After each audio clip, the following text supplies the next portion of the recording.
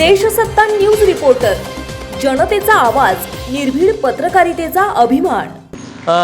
कोहाळे गावात आल्यानंतर साहेब नमस्ते, साहेब बरे का असं विचारणारा हा अवलिया या ठिकाणी बसलेला आहे।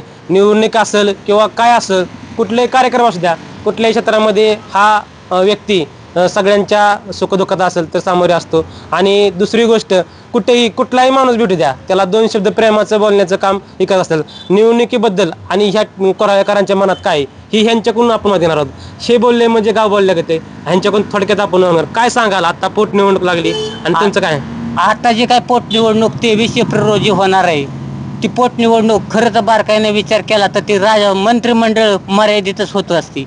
परंतु केंद्रीय मंत्रिमंडळाच्या म्हणजे राज्य मंत्रिमंडळाच्या डोकेलिटीनं प्रत्येक तालुक्यामध्ये त्यांनी पोटनिवडणूक ठेवायच्या ऐवजी फक्त बारामती तालुक्यात जी काही खरी खबर खोटी खबर मिळाली, त्यामुळं एकदम मी मनापासून आभारी आहोत। आणि 4 लोक जास्तीत जास्त प्रमाणात त्या पोटनिवडणुकीला 23 एप्रिल रोजी मतदान करायला प्रत्येक तालुक्यातली म्हणायच्या ऐवजी फक्त बारामती तालुक्यातली उपस्थितीत करेन असं मी 2 शब्द सांगतो। कारण बारामती तालुक्यामधील प्रत्येक गावोगावच्या यात्रा सुरळीत पार पाडण्यासाठी काम माझं विनायक चव्हाणचं चाललेलं आहे।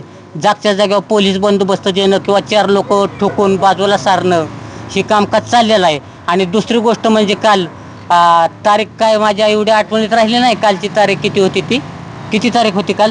काल होते 16। हां, मग काल 16 तारखेला गावामध्ये 2 सभा झालेल्या होत्या। अजित पवारांचं चिरंजीव का आलेलं होतं आणि दुसरी 1-2 तासानं सभा झाली, ती रवींद्र पवार त्यांचीच सभा होती। म्हणजे दोन्ही सभेला शासकीय अधिकारी आणि प्रत्येक गावचे जिल्हा परिषद नगरसेवक अशी मोठमोठे कार्यकर्ते उपस्थितीत होते।